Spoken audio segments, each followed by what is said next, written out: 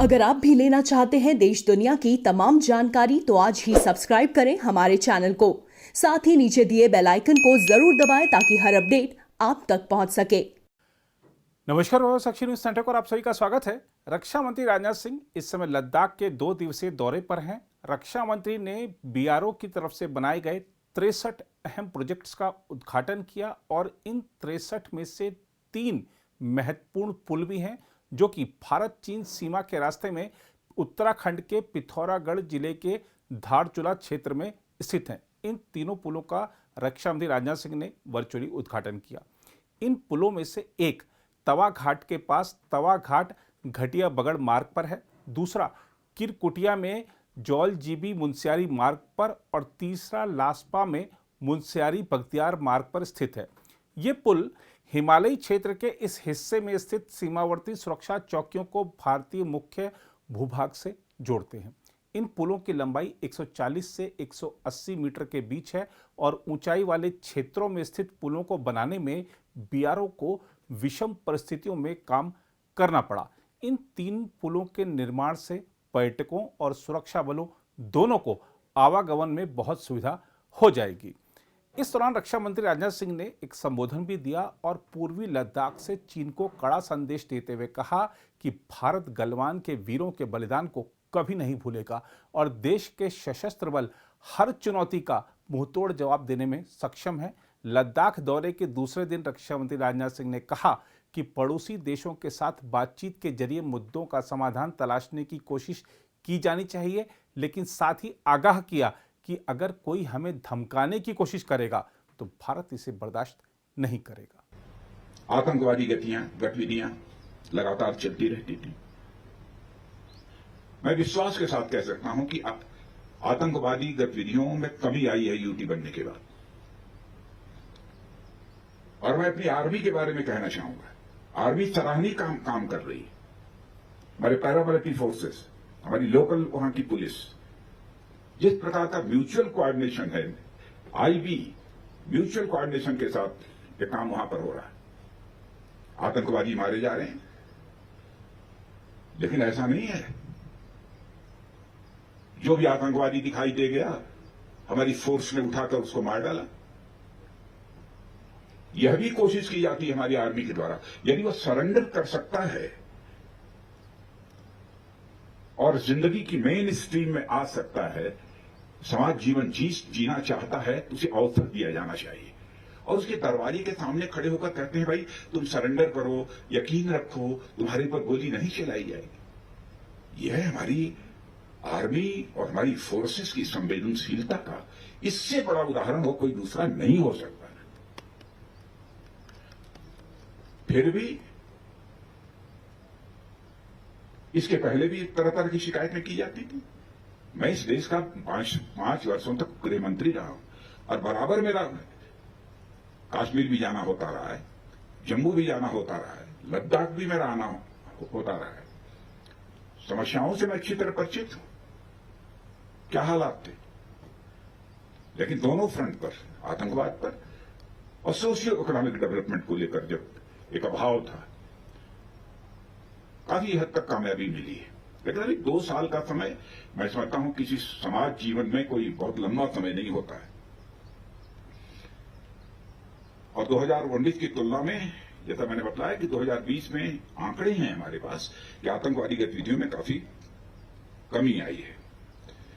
सब मिलाजुलाकर उद्देश्य यह है कि यह था यूटी बनाने के पहले कि अमन अमान के हालात पैदा होने चाहिए जम्मू कश्मीर में भी और यूटी में भी। किसी को किसी प्रकार का भय नहीं होना चाहिए, यहां के लोगों को भी रोजगार मिलना चाहिए और इस यहां का विकास तेजी के साथ होना चाहिए।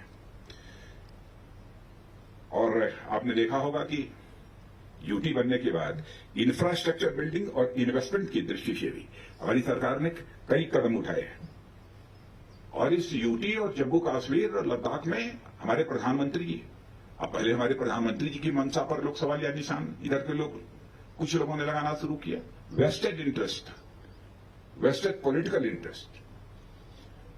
लेकिन वो चाहते हैं कि जम्मू कश्मीर में भी पॉलिटिकल प्रोसेस प्रारंभ हो, लद्दाख में भी पॉलिटिकल प्रोसेस प्रारंभ हो, और यहां भी वो बात करने वाले हैं। जम्मू कश्मीर के लोगों से उन्होंने बातचीत की है लंबे समय तक यही स्थिति बनी रहे, ये हम लोग नहीं चाहते। मित्रों, पिछले वर्ष नॉर्दर्न बॉर्डर पर एक बड़ी चुनौती खड़ी हुई थी, उसका सामना करना पड़ा, लेकिन हमारी सेना ने जिस क्षमता का परिचय दिया है उसकी जितनी भी सराहना की जाए वो कम है। और मैं तो यह कहना चाहूंगा कि हमारी सेना ने यह सिद्ध कर दिया है कि हमारी सेना के अंदर यदि शौर्य भी है, पराक्रम भी है, तो उसके साथ साथ संयम भी है। जहां संयम की आवश्यकता होती है हमारी सेना संयम भी बरतती है, और जहां शौर्य और पराक्रम की आवश्यकता होती है हमारी सेना वहां पर शौर्य और पराक्रम का भी परिचय देती है। और जब मैं आया हूं लगभग 1 साल पहले, जो बलिदान हमारे बहादुर जवानों ने गलवान घाटी में दिया था, मैं यहां पर उनकी स्मृति को नमन करता हूं, मैं अपनी श्रद्धांजलि अर्पित करना चाहता हूं। और मैं यह भी कहना चाहता हूं कि मित्रों, हम लोग भारत के लोग बराबर वसुधैव कुटुंबकम, the whole world is our family, यह संदेश देने वाले लोग रहे। हमारे ऋषि और मनीषियों ने भी यही संदेश दिया है। हम तो विश्व शांति के पुजारी हैं। हम केवल अपने ही देश में शांति चाहने वालों लोगों में नहीं रहे हैं, बल्कि विश्व शांति के हम पुजारी रहे हैं। हमारे यहां तक परंपरा यह रही है कि हम शस्त्र भी धारण करते हैं तो शांति की स्थापना के लिए शस्त्र धारण करते हैं। यह हमारे यहां परंपरा रही है, किसी पर आक्रमण करने के लिए नहीं है। हमारा यह उद्देश्य कभी नहीं रहा है। किसी पर विजय प्राप्त करना हमारा उद्देश्य नहीं रहा है।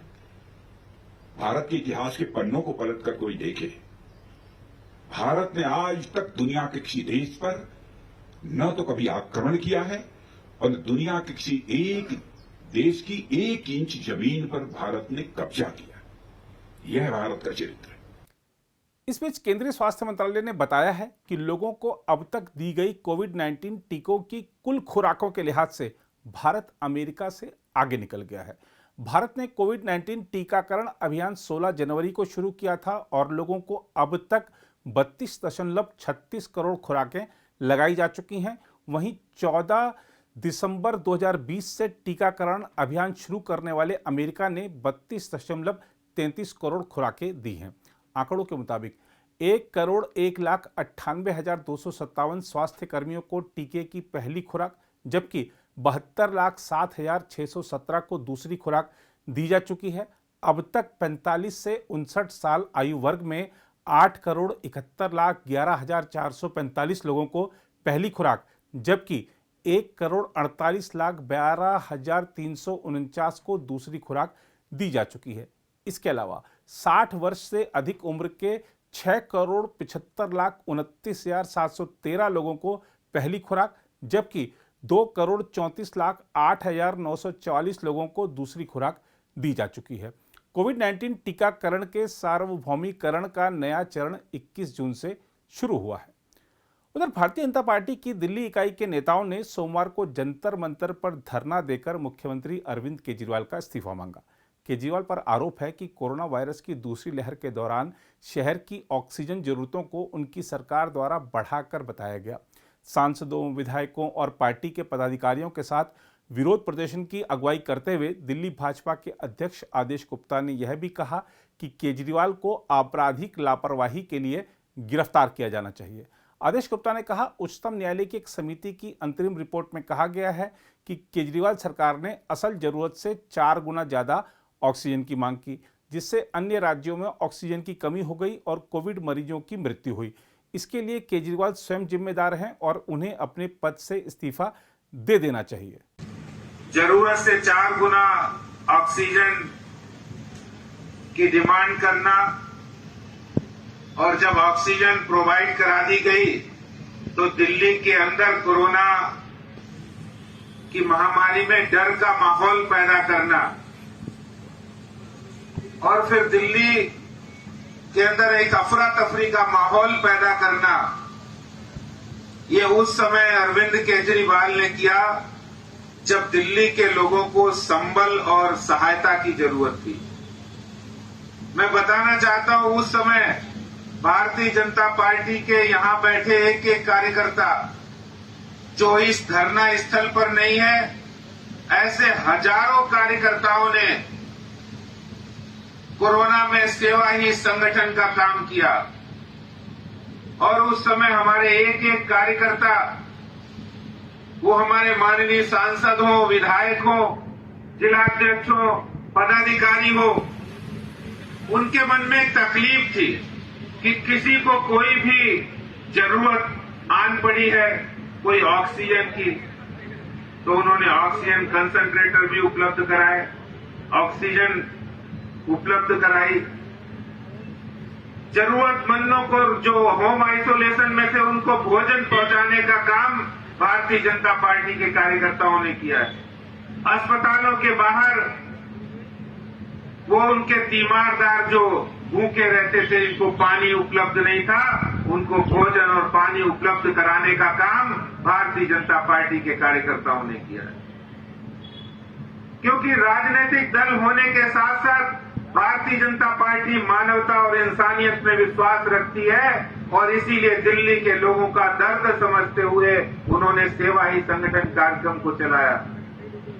हम भी कह सकते थे उस समय कि नहीं, ये केजरीवाल का काम है, आप खाना दीजिए, आप पानी दीजिए, आप अस्पतालों के बाहर भोजन दीजिए, आप ऑक्सीजन की कंसंट्रेटर की व्यवस्था कीजिए, कह सकते थे।